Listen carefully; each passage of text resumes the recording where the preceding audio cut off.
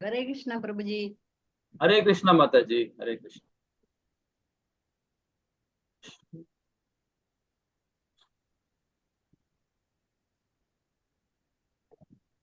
சரி, ஆரம்பிச்சலாம். ஒரு சின்ன மங்களாச்சாரம். ஓம் நமோ பகவதே வாசுதேவாய. ஓம் நமோ பகவதே வாசுதேவாய. ஓம் நமோ பகவதே வாசுதேவாய. மஞ்ஞானதிமிராந்தஸ்ய ஞானாஞ்சனீய சலாக்கை சக்ஷும் உம்மிலமேன தஸ்மை ஸ்ரீ குருவே நமः. ஸ்ரீ சைத்தன்ய மனோபீதிருநாபினமேன பூதலே ஸ்வயம் பூதகதாமாயம் ததா சேவபாத்ரியம். ஹே கிருஷ்ணா கருண சிந்தே தீனபந்தே ஜகத்பதே கோபிஷா கோபிகா காந்தா ராதா காந்தா நமஸ்துதே. कांचन गौरांगी राधे वृंदानेश्वरी वानोसुदेवी प्रियमानी हरे प्रिय वांच कल्पतराय कृप सिंधु एव स नाना भावनये वैष्णयो नमो नमः। जय श्री कृष्णा चैतन्य प्रभु नित्यानंद श्री अद्वैत गदाधर श्रीवासादि गौरभक्त वृंद। हरे कृष्णा कृष्ण कृष्ण हरे हरे, हरे राम राम राम हरे हरे, हरे कृष्णा कृष्ण कृष्ण हरे हरे, हरे राम राम राम हरे हरे, हरे कृष्णा कृष्ण कृष्ण हरे हरे, हरे राम राम राम हरे हरे. எல்லாருக்கும் நமஸ்காரம். இன்னைக்கு 2வது காண்டம் 4வது அத்தியாயம் முதல் ஸ்லோகத்திலிருந்து இன்னைக்கு பார்க்க போறோம். ஹரே கிருஷ்ணா. ரொம்ப அழகான அத்தியாயம் இது. அதாவது திருஷ்டிக்கும் முறை பார்க்க போறோம் இன்னையில இருந்து. ஹரே கிருஷ்ணா. போன அத்தியாயத்தோட சிறப்பு நாம நிறைய நல்ல நிறைய விஷயங்கள் பார்த்தோம். பரிஷித்து மகாராஜாக்கு நம்ம எப்படிலாம் பரிந்துரைத்தாங்க அப்படின்றத நம்ம ரொம்ப அழகா படிச்சோம். இந்த அத்தியாயம் அதை விட இன்னும் கொஞ்சம் மேன்மையா இருக்கும். ஒரு அத்தியாயமும் பாத்தீங்கன்னா 2வது காண்டத்துல ரொம்ப அருமையா இருக்கும். நம்ம இன்னைக்கு நல்ல இடத்துல இருக்கிறோம். ஹரே கிருஷ்ணா. சரி, இது யாராவது படிக்கிறீங்களா? இது ஹேண்ட் ரைஸ் பண்ணிருக்காங்க யாரும்? பிரபுஜி ஒரு ஆள் படிங்க. யாராவது ஒரு ஆள் படிங்க. நான் ஒரு தடவை கூட நான் படிக்கிறேன். போன வாரம் நான் படிக்கிறேன் பிரபுஜி. பகவான் மீது பதிய செய்தார். பொருளுரை. சதீன் என்ற சொல் மிகவும் குறிப்பிடத்தக்கதாகும். இது உயிர் வாழும் மற்றும் பரிசுத்தம் என்னும் அர்த்தங்களை குறிப்பதாகும். மேலும் பரிசித்து மகாராஜனின் விஷயத்தில் இவ்விரு கருத்துக்களும் முழுமையாக பொருந்துகின்றன. பகவத்கீதையில் 15.5 கிருஷ்ணரின் தாமரை பாதங்களில் முற்றிலுமாக பதிக்க வேண்டும் என்பதே வேதங்களின் முழு நோக்கமாகும். அதிர்ஷ்டவசமாக பரிசித்து மகாராஜன் அவரது தாயின் கருப்பையில் அஸ்வத்தாமனால் ஏவப்பட்ட பிரம்மாஸ்திர அணுகுண்டு தாக்குதலில் இருந்து அவர் காக்கப்பட்டார். அன்றிலிருந்து அவர் தன் மனதை பகவான் ஸ்ரீ கிருஷ்ணரின் மீது பதிய செய்தார். அது அவரை பக்தி தொண்டில் பூரண நம்பிக்கை கொண்டவராக மாற்றியது.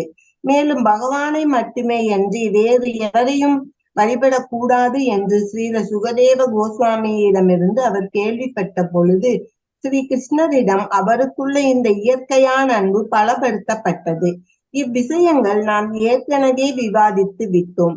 பகவான் ஸ்ரீ கிருஷ்ணரின் ஒரு தூய பக்தராவதற்கு இரு விஷயங்கள் மிகவும் முக்கியமானவையாகும். ஒன்று, ஒரு பக்தரின் குடும்பத்தில் பிறப்பதற்குரிய சந்தர்ப்பத்தை பெற்றிருப்பது. மற்றது, ஒரு உண்மையான ஆன்மீக குருவின் ஆசீர்வாதங்களை பெற்றிருப்பது. பகவான் ஸ்ரீ கிருஷ்ணரின் கருணையால் பரிசித் மகாராஜன் இரு வாய்ப்புகளையும் பெற்றிருந்தார். சிறந்த பக்தர்களான பாண்டவர்களின் குடும்பத்தில் அவர் பிறந்திருந்தார். பாண்டவர்களின் வம்சத்தை தொடர செய்யவும் அவர்களுக்கு விசேஷ அன்பை காட்டவுமே பரிசித்து மகாராஜனை பகவான் காப்பாற்றினார்.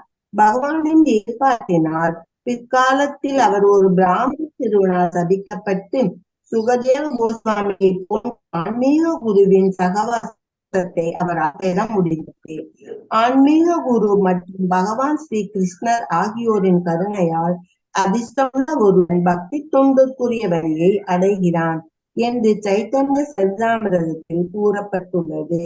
இது பரீட்சித்து மகாராஜனின் விஷயத்தில் முற்றிலும் பொருளாக இருந்தது. பக்தரின் குடும்பத்தில் பிறந்ததால் தானாகவே அவர் கிருஷ்ணருடன் தொடர்பு கொள்ள நேர்ந்தது. அவ்வாறு தொடர்பு கொண்ட பின் அவர் எப்பொழுதும் பகவானை நினைவில் கொண்டிருந்தார். பூரண அறிவை கொண்டவரும் ஒரு நிலை பெற்ற பக்தருமான சுகதேவ கோஸ்வாமியிடம் அதை அறிமுகப்படுத்துவதன் வழியாக தொடர்ந்து அபிவிருத்தியை அடைவதற்குரிய சந்தர்ப்பத்தை பகவான் ஸ்ரீ கிருஷ்ணர் அரசனுக்கு வழங்கினார். உண்மையான ஆன்மீக குருவிடமிருந்து செய்யுற்றதன் விளைவாக காலப்போக்கில் தூய்மையான தன் மனதை பகவான் ஸ்ரீ கிருஷ்ணரின் மீது முழுமையாக பதிய செய்ய அவரால் முடிந்தது. ஹரே கிருஷ்ணா பிரபுஜி. என்னோட அப்புறமே நெட்வொர்க் இருக்காது பிரபுஜி, அதனாலதான் நான் பிரபு. ஹரே கிருஷ்ணா மாதாஜி, ஹரே கிருஷ்ணா. அடுத்தது ஹேண்ட்ரைஸ் பண்ணிருக்கோம். ஒரு ஆள் நீங்களா ஒரு அனலைஸ் பண்ணி படிங்க. போட்டி போட வேண்டாம். சரி சரி. இந்த இடத்துல ஹரே கிருஷ்ணா, ஹரே கிருஷ்ணா. இப்போ இந்த பதம் நம்மளுக்கு என்ன உணர்த்துது பாருங்க. என்ன திரும்ப படிக்கிறேன். சுதகோசாமி கூறினார், ஆத்மாவை பற்றி அனைத்து உண்மையிலும் சுககோசாமி சொல்லை கேட்டு புதல்வரான பரிசித்து மகாராஜா தம் கவனத்தை நம்பிக்கையுடன் பகவான் கிருஷ்ணர் மீது பதிய செய்தார் அப்படின்னு சொல்லப்படுது. இப்ப இதோட சாரம்சம் நமக்கு என்ன புரிய வந்திருக்கு? யாராவது சொல்ல முடியுமா? ஹரே கிருஷ்ணா. பிரபுஜி, இன்னும் 7 நாள்ல அவர் இறந்துருவாரு. ஓகே. அதனால அவருக்கு அந்த 7 நாளும் பகவான் நம்பிக்கையோட பகவான் மீது பதிய வைக்கணும், கிருஷ்ணர் மீது பதிய வைக்கணும் அப்படின்ட்டு ஒரு சுகதேவ கிட்ட இருந்து பாகவதத்தை கேட்கிறாரு. இது இது ஸ்ரீமத் பாகவத்தோட முக்கியமான சாராம்சம். ஆனா நான் என்ன கேக்குறேன்னா, இந்த பதம் என்ன சொல்லுது? இந்த பதம் அவர் அந்த புத்திரையோட கருவில் இருக்கும் பொழுதே அந்த அந்த பிரம்மாஸ்திரத்தினால தாக்கப்படும் பொழுது கிருஷ்ணர் காப்பாத்தினாரு. அதனால அவருக்கு என்ன சொல்லி இருக்கிறாங்க அப்படின்னா, கடவுள் அப்படின்னா கிருஷ்ணர் மட்டும்தான் அப்படின்னு சொன்னதுனால அவர் கிருஷ்ணரை மட்டுமே வழிபடுறாரு. கிருஷ்ணரை தேடுறாரு. ஹரே கிருஷ்ணா பிரபுஜி. தான் வயிற்றுல இருக்கும்பொழுது கண்ட அந்த இதை எங்க இருக்காருன்னு தேடுறதுனாலதான் அவருக்கு பரீட்சித் அப்படின்னு பேரு. சரி, ஓகே. இது நம்பிக்கைங்கிறது இந்த இடத்துல முக்கியமா சொல்லி இருக்கிறாங்க பிரபு.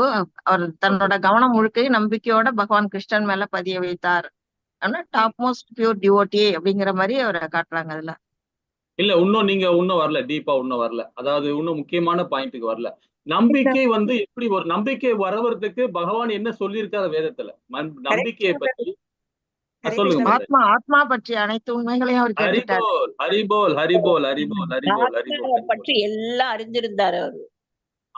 அதாவது ஆத்மாவை பற்றி அதுதான் முக்கியமான இடம். ஒருத்தர் மேல நம்ம நம்பிக்கை வரணும்னா அதுக்கு மூல ஆதாரம் என்ன அப்படின்றது நம்ம தெரிஞ்சுக்கணும். இப்போ ஸ்ரீமத் பகவத்கீதையோட மூல ஆதாரமே என்ன தெரியுங்களா? ஆத்மாவை பற்றி தான். ஆத்மான்றது நாம உடல் அல்ல அப்படின்னு நினைக்கிறோம். இப்பட ஒரு மாதாஜி சொன்னாங்க, எல்லாரும் சொன்னாங்க, கோவிலுக்கு என்னால போக முடியல, என்னால இது. நாம உடல் நினைக்கும் போது போக முடியாது, தூரம் போது போக முடியாது. அதே ஆத்மான்னு நினைச்சேன்னு வச்சுக்கலாம், அது தேடி அங்க போகும், அது ஆட்டோமேட்டிக்கா ஓடும். நாங்க யாரையும் குறை சொல்ல நினைச்சுக்காதீங்க. அது சித்தைய ஒரு நாள் முன்னாடி திங்க் பண்ணும் ஆத்மான்றது. ஆனா உடல்னும் போது சோர்வடைய உண்டு பண்ணும். அதுதான் நம்பிக்கை. அந்த நம்பிக்கையை உண்டு பண்றது எதுன்னா, அந்த உத்தரவாதம் கொடுக்குறது எதுன்னா ஆத்மா தான். அதுதான் பகவான் இங்க இந்த வேதம் அதான் சொல்லுது. இந்த இடத்துல இந்த பதம் அதான் என்ன சொல்ற பாருங்க. சுதகோசாமி கூறினார், ஆத்மாவை பற்றி அனைத்து உண்மையிலையும் சுகதேவ கோசாமி சொல்ல கேட்டு புதல்வன் பரிசித்து மகாராஜா தனது நம்பிக்கை, ஒரு ஆள் மேல நம்ம நம்பிக்கை வைக்கிறோம்னா எப்படி நம்பிக்கை வைப்போம்? சாதாரணமா வச்சிருவோமா? அவருடைய ஒழுக்கத்தை பார்ப்போம், அவருடைய நல்முறையை பார்ப்போம், அவர் என்ன சொல்ல வராருன்னு பார்ப்போம். அதுக்கப்புறமா அது மேலதான் நம்பிக்கை வைப்போம். இப்ப பகவான் மேல நம்பிக்கை வைக்கிறோம்னா ஏன் நம்பிக்கை வைக்கிறோம்? அவர் நம்மளுடைய பிதா, அவர் நம்மள ஆதி அந்தமா நம்மள வழி நடத்துறவர். சோ அவர் மேல நம்பிக்கை வைக்கிறோம் இல்லைங்களா? அப்படி நிறைய பேர், நம்ம ஒரு சில பேர் தான் நம்பிக்கை வைக்கிறோம். எல்லாரும் நம்பிக்கை வைக்கிறோமா? கிடையவே கிடையாது இல்லைங்களா? நாத்திகர் இருக்காங்க, உண்மையான நாத்திகர் இருக்காங்க, புறநாத்திகர் இருக்காங்க, 2 நாத்திகர் இருக்காங்க. அதே மாதிரி பகவானுக்கு பக்தி கொடுக்கறதும் சரி, மோக பக்தி கொடுக்கறதும் இருக்கிறான், சுத்த சத்துவத்துல இருந்து பக்தி கொடுக்கறதும் இருக்கிறான், போலி பக்தர்னு இருக்கிறான், மித்தியாசார பக்தர்னு இருக்கிறான், 3 விதமான பக்தர் இருக்கான். இதெல்லாம் உணர முடியுமா? அதுதான் ஆத்மாவை உணர்ந்துட்டா, நான் ஆத்மா, நான் உடல் அல்ல அப்படின்னு நினைச்சவங்களா கண்டிப்பா ஆத்மா என்ன பண்ணும், செத்தையும் அதுக்கு முன்னாடி என்ன செய்யணும் என்னன்னு பிளான் பண்ணும் ஆத்மா. இதுதான் ஆத்ம ரூபத்துல செய்யுதுன்னு சொல்லப்படும். இந்த இடத்துல பாருங்க, ஒரு ஒரு போட்டோல போட்டிருக்கேன் பாருங்க. நான் எதுக்கு யார்கிட்டயும் மன்னிப்பு கேட்க வேணாம், மன்னிப்பு கேட்க வேணாம்னு சொல்றேன்னா, யார்கிட்ட மன்னிப்பு கேட்கிறோம்னு சொல்றோம்னு வச்சுங்களேன், அது அது நம்ம சொல்லிடலாம், நாம தவறு பண்ணிட்டோம் அதனால மன்னிப்பு கேட்கிறோம் நம்ம சொல்லலாம். ஆனா அது கேட்கறாங்க பாத்தீங்களா, அது நான் யார்கிட்ட மன்னிப்பு சொல்றோமோ அவங்களுக்கு தன்னாலேயே ஒரு அகங்காரம் வந்துருமா. சொல்லுது, அகங்காரம் வந்துரும். மன்னிப்பு அந்த எப்படி நமக்கு தெரியாது, அவர் மன்னிப்பு கேட்டாரு அப்படின்னு நினைச்சுப்போம். ஆனா உள்ள ஜீவமாயா குணமாயா பிரபுஜி இது மன்னிப்பு கேட்கிறவங்களுக்கா அல்லது எதிரா யார்கிட்ட கேட்கிறோமோ அவங்களுக்கா? அவங்களுக்கு தான். யாரு கேட்கிறோமோ அந்த யாரோ அவருதான். அப்போ என்ன ஆகுது பாத்தீங்கன்னா, அது வந்து அவர் என்ன வந்து பாத்தீங்கன்னா, ஹரே கிருஷ்ணா பிரபுஜி, ஹரே கிருஷ்ணா பிரபுஜி. நான் இங்க இந்த இடத்துல ஒரு விஷயம் சொல்றேன். நானு இந்த மன்னிப்பு கேட்கறது அப்படின்னு சொல்லி நீங்க சொன்னது வந்து அந்த அகங்காரம்ன்றது ரொம்ப கரெக்ட். ஏன்னா ஒரு தடவை ஸ்கூல்ல வந்து பிரைமரிக்கு ஹெச்எம்மா இருக்கும்போது ஒரு சின்ன ஒரு என்னோட கீழே இருக்கிறவங்க வந்து தவறு பண்ணிட்டாங்க. ஆனா அவங்கள வந்து காட்டி கொடுக்க கூடாது அப்படின்றதுக்காக நான் யார் அந்த சூப்பர்விஷன் பண்ணாங்களோ அவங்க கிட்ட நான் வந்து மன்னிப்பு கேட்டேன். உடனே அவங்க வந்து என்ன பின்னாடி போய் என்ன பேசினாங்க அப்படின்னா, மேடமே வந்து என்கிட்ட மன்னிப்பு கேட்டாங்க தெரியுமா, எப்பேற்பட்ட இது செயல் பத்தியா அப்படின்னாங்க. சோ அந்த அகங்காரம் வந்து வருது அப்படின்றது 100% கரெக்ட். யார்கிட்ட நான் அதனாலதான் நான் என்ன பண்ணுவேன் அப்படின்னா, சப்போஸ் நம்ம ஏதாவது தவறு பண்ணிட்டேன் அப்படின்னா நம்ம வந்து டைரக்டா கேட்கல அப்படின்னா கூட சில சமயம் நம்மளுக்கு வந்து டைரக்டா கேட்கறதுக்கு ஒரு மாதிரி இருக்கும். சரி, அவங்க அவ்வளவு தூரம் பண்ணிருக்காங்க, அவங்க பண்ணது தப்பு தான், பட் இருந்தாலும் நம்ம வந்து மன்னிப்பு கேட்கறது வந்து கரெக்ட் தான் அப்படின்னு சொல்லிட்டு நம்ம கேட்கணும் அப்படின்னு நினைப்போம். அப்புறம் அவங்களோட குணாதிசயங்கள்லாம் பார்த்துட்டு நம்ம நான் என்ன பண்ணேன் அப்படின்னா, இது கூட இட் இஸ் அலவுட். என்ன எப்படி வந்து நம்ம சொல்லக்கூடிய வேவ் லெங்க்த்னு சொல்லுவாங்க இல்லையா, நம்ம மானசீகமா வந்து மன்னிப்பு கேட்டுறது. இந்த மாதிரி என்னோட ஆத்மாவும் அந்த ஆத்மா கிட்ட வந்து மன்னிப்பு கேட்கும்போது மறுநாளைக்கு அவங்கள வந்து பார்க்கும்போது ரொம்ப சர்வசாதாரணமா வந்து நடக்கிறாங்க. சோ இது வந்து எனக்கு ஒர்க் அவுட் ஆனதுனால சோ நான் வந்து அப்படி வந்து பண்ணிட்டு இருந்தேன். சோ இதான் வந்து I wanted to share. Thank you Prabhuji. Hare Krishna. அப்ப டைரக்டா கேட்காம ஆத்மார்த்தமா நம்ம மனசுக்குள்ள கேட்டா போதுமா மாதாஜி? ஆமா ஆமா, அஃபெக்ஷனேட்டா ரொம்ப அது வந்து ரொம்ப இதுவா இருக்கணும்.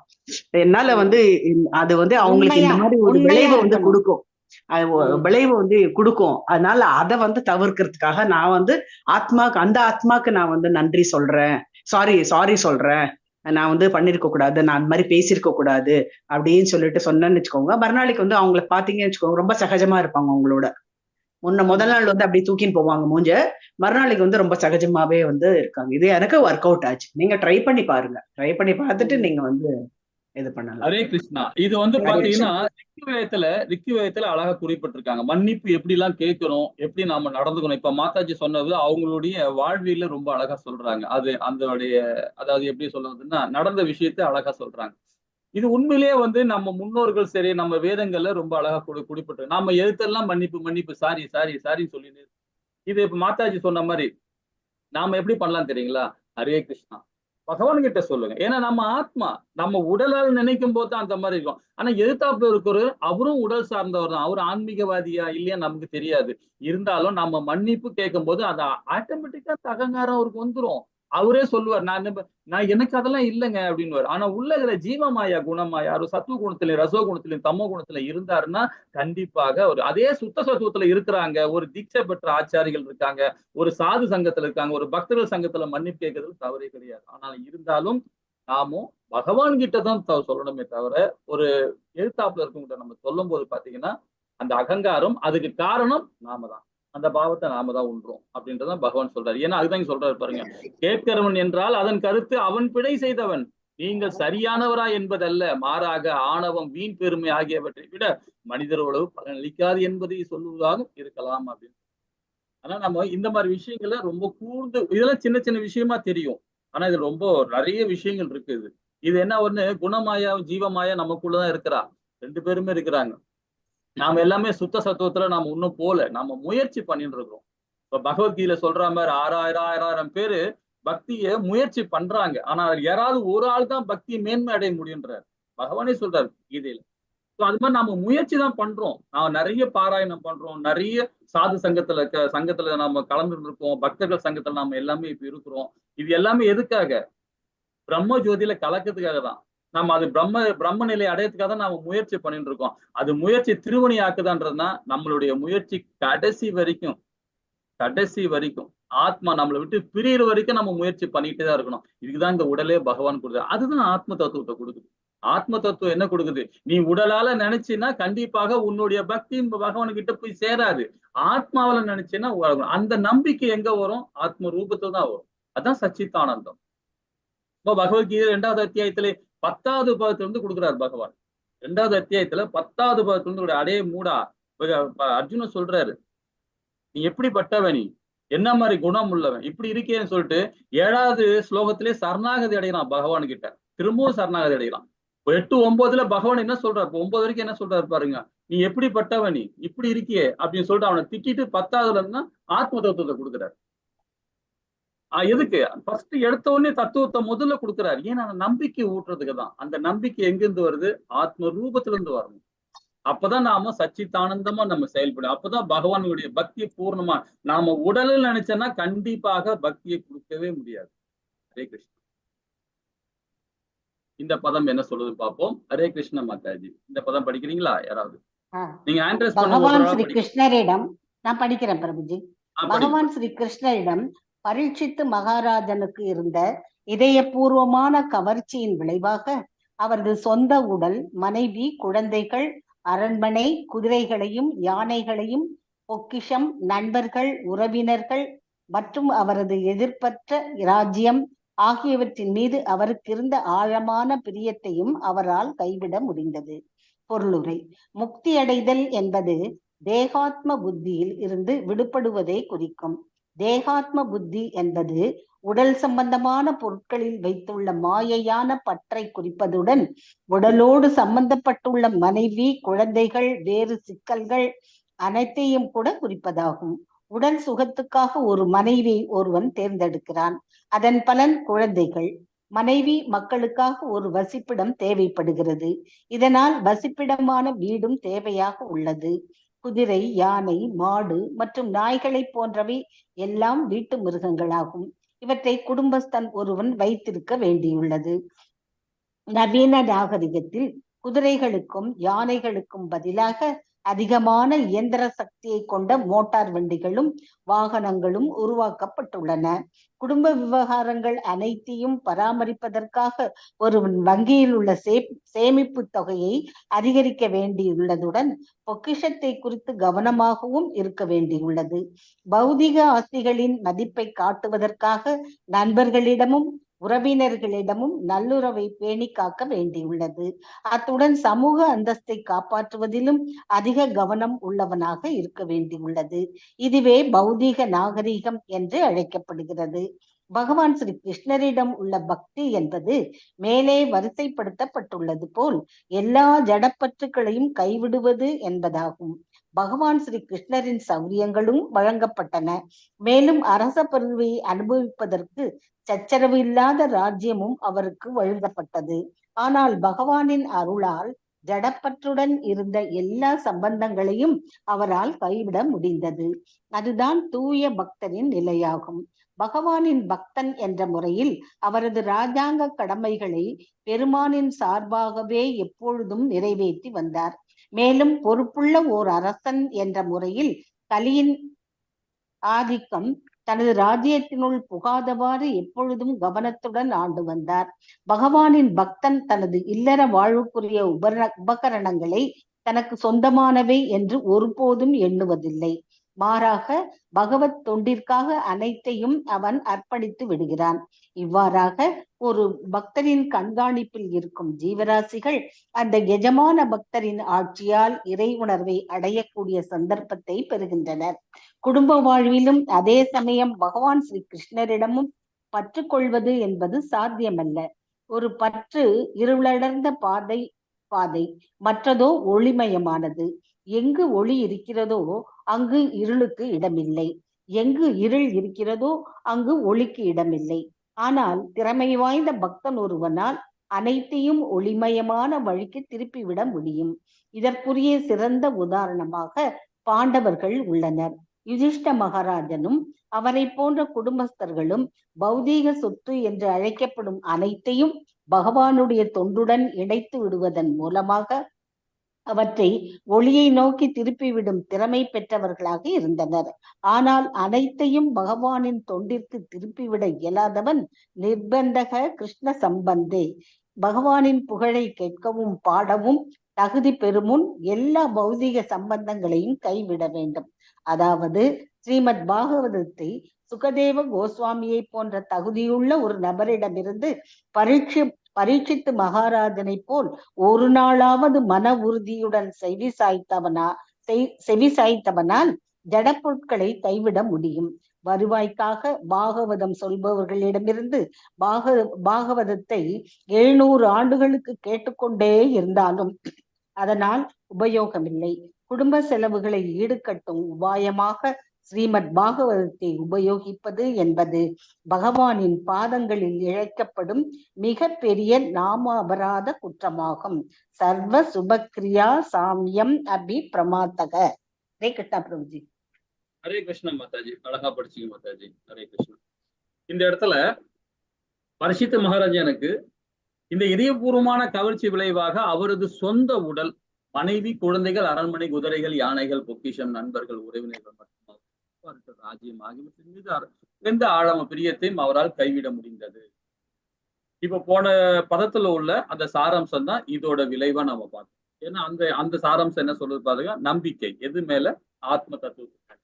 அப்போ ஆத்ம தத்துவம் நம்பிக்கை வந்ததுனாலதான் இன்னைக்கு என்ன பண்றார், எல்லாரும் இருக்கிறாங்க, மனைவி இருக்கு, வீடு இருக்கு, சொரம், எல்லா விதமான சுகலம் எல்லாமே இருக்கு, சகல விஷயம் எல்லாமே இருக்கு. இருந்தாலும் நம்ம துறக்க வருது பாத்தீங்களா? துறக்க வருது காரணம் என்ன? ஆத்ம தத்துவம் தான். அந்த ஆத்ம தத்துவத்தை புரிஞ்சதுனால்தான் இன்னைக்கு எல்லாத்தையும் கைவிடுறாரு. எப்படிப்பட்ட கைவிடுறாரு பாருங்க. இறக்கும் தருவாயில கூட அது பகவான் கிட்ட அனுகிரகம் போய் அவரு பரீட்சித் மகாராஜா என்ன பண்றாரு, சிவகோசாமி கிட்ட அந்த கேட்கிறாரு இல்லைங்களா, 7 நாள் இருக்கிறோம். இதுக்கு ஒரு சின்ன ஒரு விளக்கம் பார்க்கலாமே. ஜனக மகாராஜா, இப்ப ஜனக மகாராஜா பாத்தீங்கன்னா அவருடைய ஆட்சியில ரொம்ப சிறப்பா, ஜனக மகாராஜா வச்சு உங்களுக்கு நல்லா தெரியும் இல்லைங்களா. பினதகபூரின்னு சொல்லிட்டு அந்த ஊரை வந்து அவர் ஆண்டுன்னு இருக்காரு. ஆண்டுன்னு இருக்கும்போது பாத்தீங்கன்னா நல்ல சிறப்பான ஆட்சி ஆள்றார் ஜனக மகாராஜா. எல்லாருடைய ஞானிகள், தேவர்கள், மற்றவர் எல்லா விதமான சித்தர்கள், ரிஷிகள், பிரம்ம ரிஷிகள், ஞான ரிஷிகள், எல்லா ரிஷிகளும் வந்து அந்த சபையில வந்து அவர் அலங்கரிக்கிறாங்கன்னா நிறைய விஷயங்கள் இப்ப ஷேர் பண்றாங்க, இதெல்லாம் பேசுறாங்க, சொல்றாங்க. அவரை பத்தி பேசுறது, நாட்டை பத்தி நல்லா விசாரிச்சு சொல்றது, இந்த மாதிரி ஜனக மகாராஜா கிட்ட சொல்லிட்டு இருக்காங்க.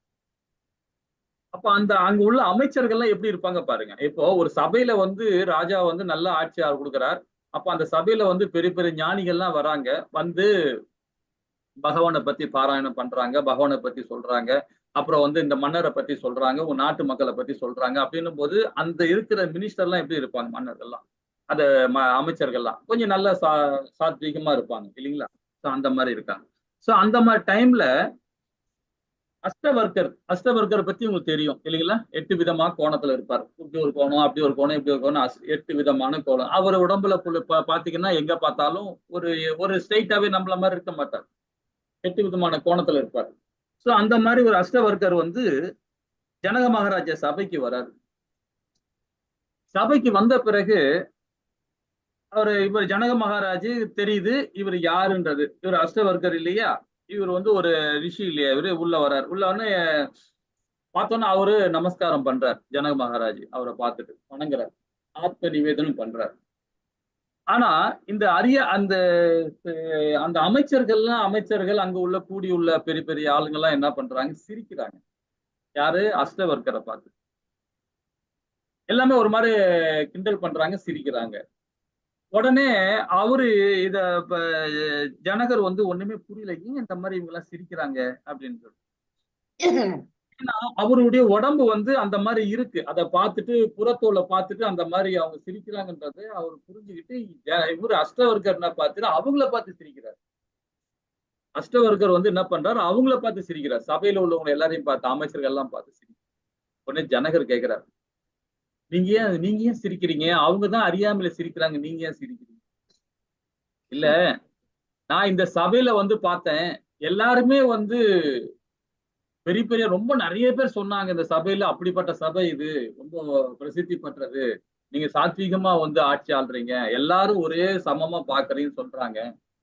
ஆனா என் புறத்தோலை பார்த்து இவங்க எல்லாம் நகைக்கிறாங்களே, அதை பார்த்தா எனக்கு ரொம்ப ஆச்சரியமா இருக்கு. இவங்களை வச்சு நீ எப்படி ஆட்சி ஆள்ற அப்படின்னு சொல்லிட்டு ஜனகரை பார்த்து அஷ்டவர்க்கர் கேட்கிறாரு.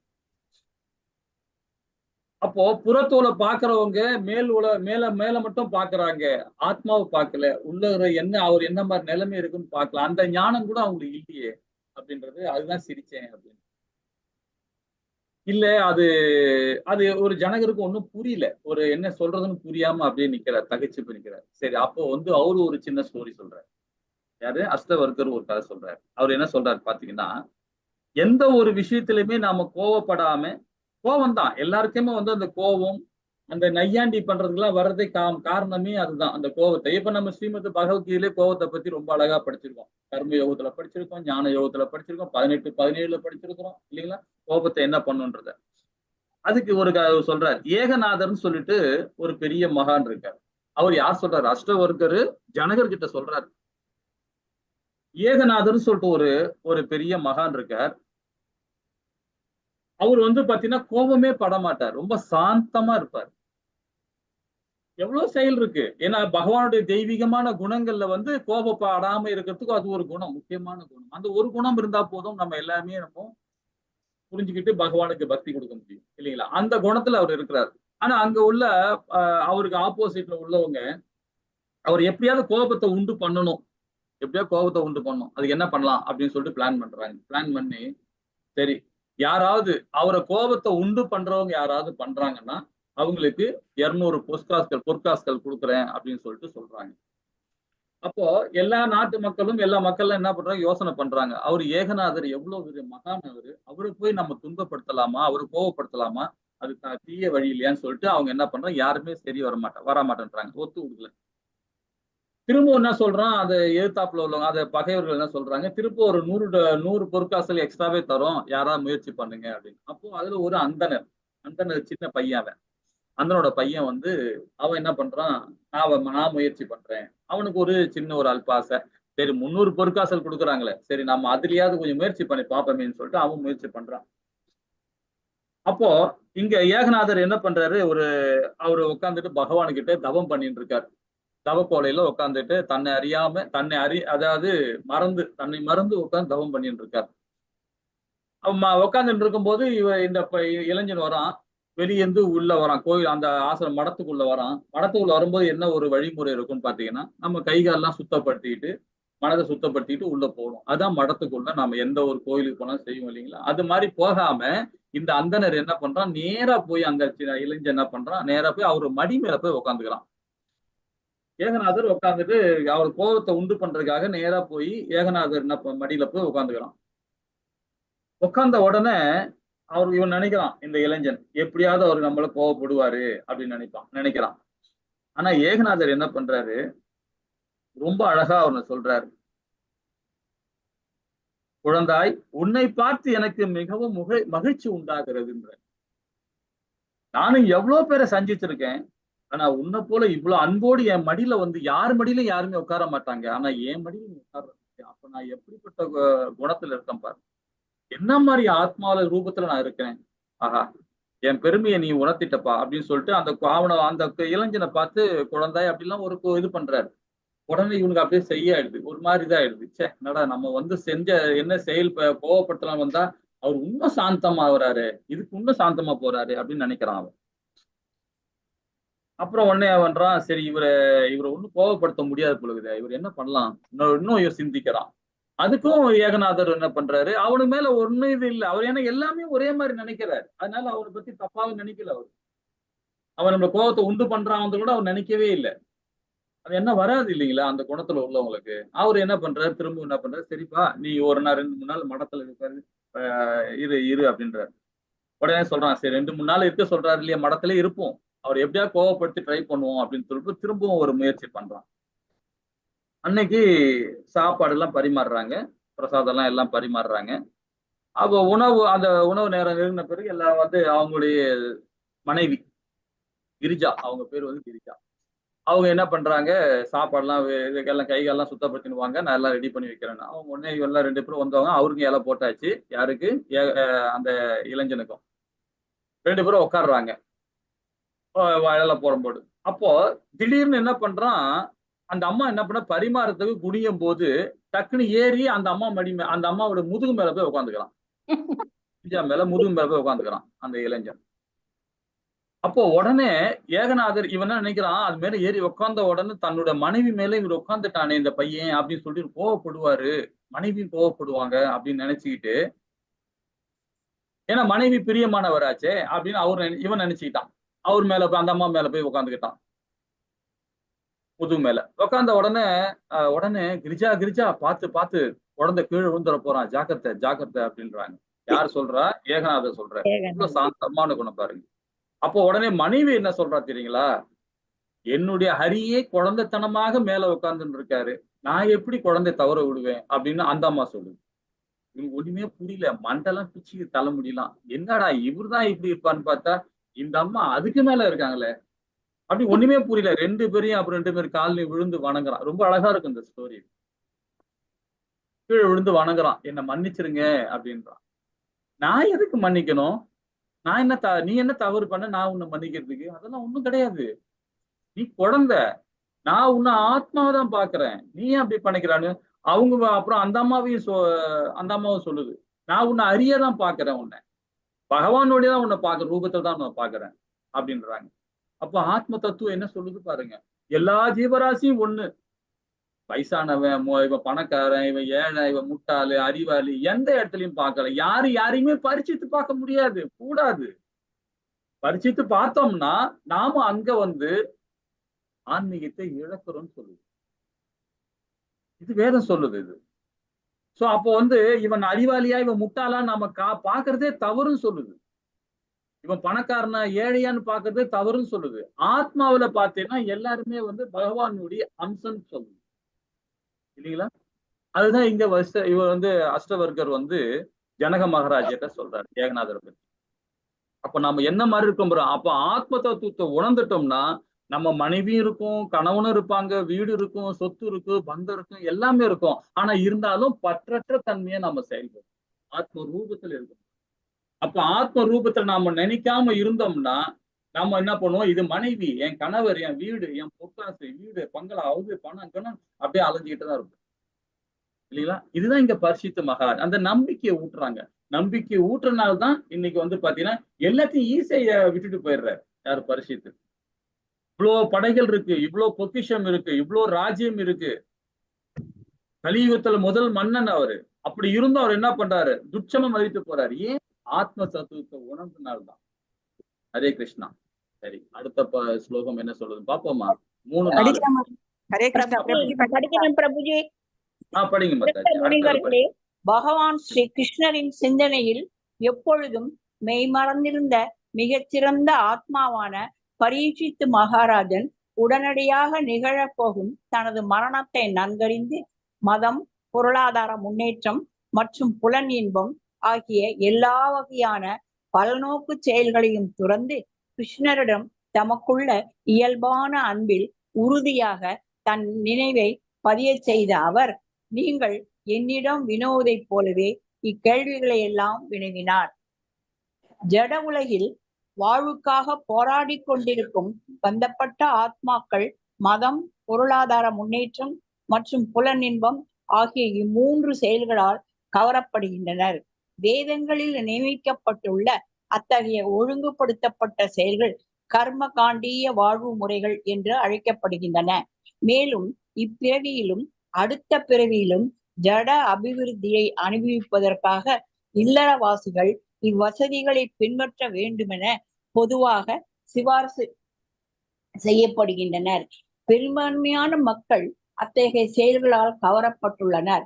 மக்கள் நவீனமான இறை உணர்வற்ற செயல்களிலும் கூட மத உணர்வு சிறிதும் இல்லாமல் பொருளாதார முன்னேற்றத்திலும் புலனின்பத்திலும் அதிக அக்கறை உள்ளவர்களாக இருக்கின்றனர். உலக மாமன்னர் என்ற முறையில் வேதங்களின் கர்ம காண்டிய பகுதியில் உள்ள அத்தகைய விதிகளை பரீட்சித்து மகாராஜன் பின்பற்ற வேண்டியிருந்தது. ஆனால் சுகதேவ கோஸ்வாமியுடன் அவர் கொண்ட குறுகிய சகவாசத்தினால் யாருக்காக அவரது பிறப்பிலிருந்தே இயல்பான அன்பை கொண்டிருந்தாரோ அந்த பரிபூரண முழுமுதற் கடவுளான பகவான் ஸ்ரீ கிருஷ்ணரே அனைத்துமாவார் என்பதை அவரால் பூரணமாக புரிந்து கொள்ள முடிந்தது.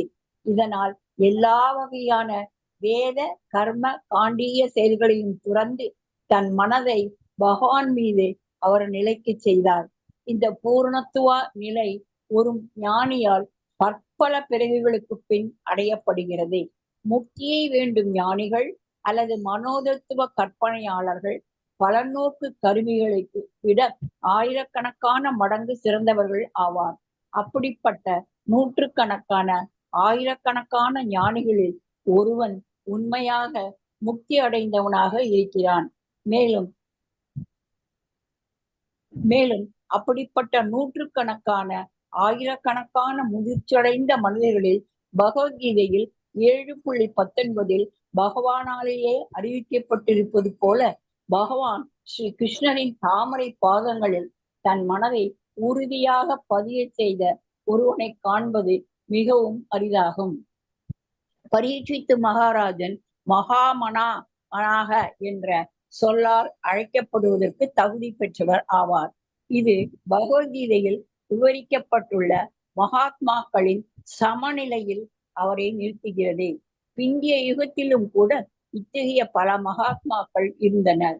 அவர்களும் கூட வாழ்வில் எல்லா வகையான கர்ம காண்டிய எண்ணங்களையும் விட்டு ஒழித்து பிரத்யேகமாகவும் முழுமையாகவும் பகவான் ஸ்ரீ கிருஷ்ணரையே நம்பியிருந்தனர்.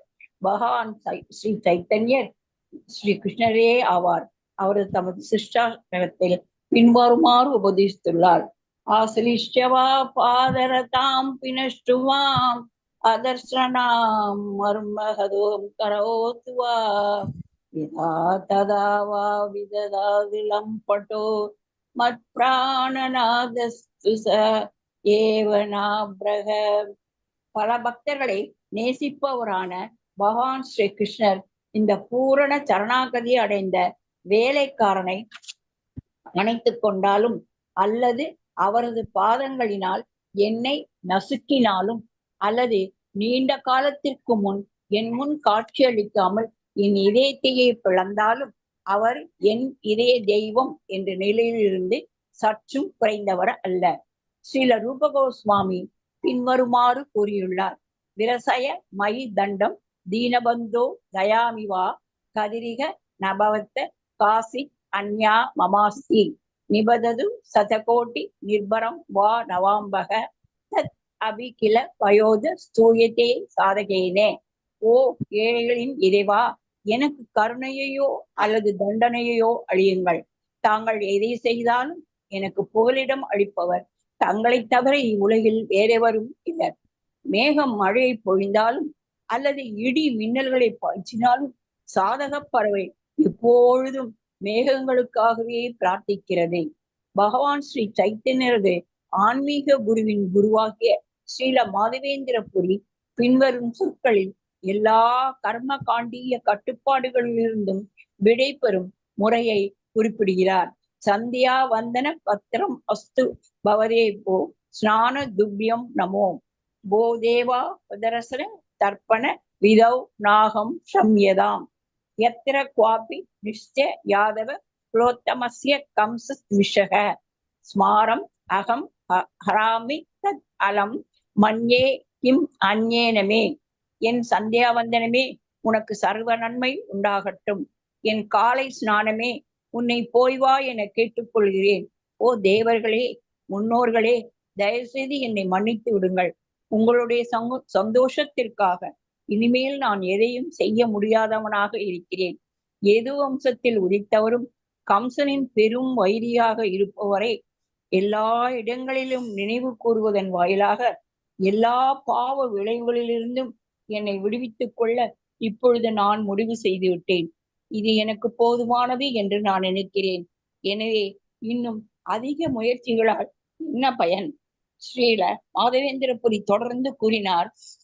முக்தா மாம் நிகதந்து நீதி நீவுணா பிராந்தம் முகூர் வைதிகாக மந்தம் பாக்ய சஞ்சயா ஜடதியம் முக்தாதார சோதாரக உன்மத்தம் தனினோ விவேக சதுராக காமம் மகாதாம்பிகம் முக்தும் நாக்ஷாமதே மனா அபிமானோ கோவிந்த பாத சுவரூபகாம்.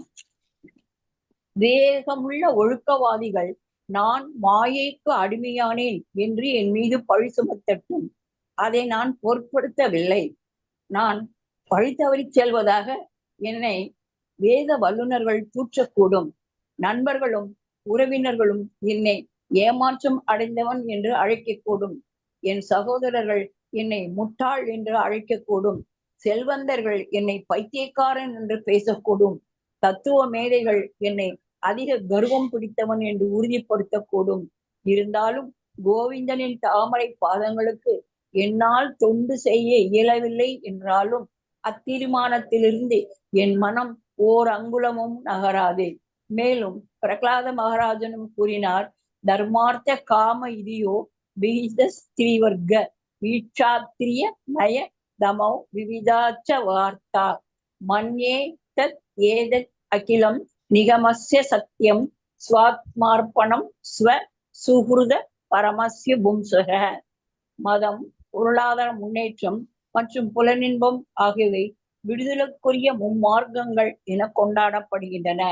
இவற்றில் குறிப்பாக ஈக்ஷாத்ரியி எனப்படும் ஆத்ம அறிவு, பலநோக்கு செயல்களை பற்றிய அறிவு, நியாயம், அரசியல் மற்றும் பொருளாதாரம் ஆகியவையும் கூட வாழ்க்கைக்குரிய வெவ்வேறு மார்க்கங்களாகும். இவை அனைத்தும் வேத கல்வியின் வெவ்வேறு விஷயங்களாகும். எனவே அவற்றை நான் தற்காலிகமான ஏற்பாடுகளாக கருதுகிறேன். இருப்பினும் பரமபுருஷரான விஷ்ணுவிடம் சரணாகதியை அடைவதே வாழ்வின் உண்மையான லாபம் என்பதால் இதுவே முடிவான உண்மை என்று நான் கருதுகிறேன். பாகவதம் 7.6.26. இந்த விவகாரம் முழுவதும் பகவத்கீதையில் 2.41 வியவசா யாத்மிகா புத்தி வியவசாந்திகா புத்தி அல்லது பூரணத்துவம் அடைவதற்குரிய உன்னத வழி என்று முடிவு செய்யப்பட்டுள்ளது. பக்தராகிய ஸ்ரீ பலதேவ வித்யாபூஷணர் இதை பகவத் அர்ச்சன ரூபைக்க நிஷ்காம கர்மபீர் விசுத்த சித்தக, பகவானிடம் பலனை எதிர்பார்க்காத உன்னத அன்பு தொண்டை முக்கிய கடமையாக ஏற்றுக்கொள்ளுதல் என்று விவரித்துள்ளார். எனவே பரீட்சித்து மகாராஜன் பகவான் கிருஷ்ணரின் தாமரை பாதங்களை உறுதியாக ஏற்று வாழ்வின் கர்ம காண்டிய எண்ணங்கள் அனைத்தையும் துறந்தது முற்றிலும் சரியானதே. ஹரே கிருஷ்ணன். ஹரே கிருஷ்ணா. ஹரே கிருஷ்ணா மாதாஜி, நல்லா படிச்சீங்க. Thank இப்ப இந்த இடத்துல ஹரே கிருஷ்ணா, ஹரே கிருஷ்ணா மாதாஜி, ஹரே கிருஷ்ணா. இப்ப பகவானுடைய சிந்தனை, இப்ப சிந்தனையில நாம எப்படி நாம இருக்கோன்றத பரிசுத்த மகாராஜா இந்த பதம் மூலியமா நமக்கு உணர்த்துறாங்க இல்லைங்களா? எப்படி நாம எப்படிப்பட்ட இருக்கணும், மரணத்தை நம்ம நன்கு அறிந்தாகணும். ஏன்னா பரிசுத்த மகாராஜா தெரிஞ்சிடுச்சு மரணம்னா என்னன்றது தெரிஞ்சுட்டாரு. ஏன்னா 7 நாள்ல இறக்க போறாரு. அதனால ஸ்ரீமத் பாகவத்தை அங்க சுகர் கிட்ட கேட்கிறாரு. இப்ப நமக்கெல்லாம் பாத்தீங்கன்னா சம்சார கடல் நம்ம எல்லாமே கிடக்கிறோம், நம்ம எல்லாமே இருக்கிறோம், நம்ம எல்லாம் கருமிகள் தான். நம்ம கர்ம யோகியா தான் நம்ம செயல்படுறதுதான். நாம இந்த சத்தங்கள்லாம் இருந்து தேவர்கள் அது பக்தர் சங்கத்திலும் சாது சங்கத்திலும் நம்ம இருக்கிறோம். இப்போ மரண காலத்துல எப்படி அறியணும் அப்படின்றத நம்ம எப்படி நாம உணர்வோம். இப்போ ஆத்ம தத்துவம் இப்ப ஃபர்ஸ்ட் ஸ்லோகத்துல பார்த்தோம், 2வது ஸ்லோகத்துல அதோட வெளிப்பாடு நம்ம பார்த்தோம். அது எல்லாத்தையும் விட்டு வராரு. இப்ப இதுக்கு 3வது படி, 1, 2, 3வது படியில் நம்ம வந்திருக்கிறோம் இல்லைங்களா? சரி, இந்த இடத்துல மரணத்தை நம்ம எப்படி அறிய முடியும், இந்த மரணத்துல இருந்து நம்ம எப்படி விடுபட முடியும் அப்படின்னு நம்ம நினைப்போமா? நம்ம ஏதாவது அந்த மாதிரி திங்க் பண்ணுவோமா நாம? ஹரே கிருஷ்ணா, உங்களதான் கேட்கிறேன். ஹரே கிருஷ்ணா, மரணத்திலிருந்து விடுபட முடியுமா நம்மளால? முடியாது. மரணத்திலிருந்து விடுபட முடியாது முடியாது இல்லையா? அப்போ உடலால நினைக்கும் போது நாம என்ன நினைக்கிறோம், இன்னைக்கு உடல் சுகம் இல்ல, இது எதுக்காவது ஒரு மருந்து சாப்பிடுவோம், இந்த இதை செய்வோம் அப்படின்னு நம்ம சாப்பிடுறோம் இல்லைங்களா? அது சாதாரணமா நம்ம எடுத்துக்கிறோம். நம்ம வாழணும்ன்றதுக்காக நம்ம எடுத்துக்கிறோம் இல்லைங்களா? ஆனா ஒரு அஷ்டாங்க யோகத்துல ஒரு சித்தர் என்ன சொல்றாரு பாத்தீங்கன்னா, அதுல நம்ம ஒரு இதுல வந்து நம்ம பகவத்கீதையில வந்து நம்ம அஷ்டாங்கத்துல பத்தி நம்ம சிறப்பா படிச்சிருக்கோம். அது பதஞ்சலி முனிவர் ஒரு இடத்துல என்ன சொல்றாரு பாத்தீங்கன்னா, இப்ப நம்ம லூஸ் மோஷன் ஆகுது, பேதி ஆகுதுன்னு வச்சுங்களேன். ஏன் ஆகுதுன்னு பாத்தீங்கன்னா, வயிற்றை சுத்தப்படுத்துறதுக்கு உடல் செய்யற செயலாகும்.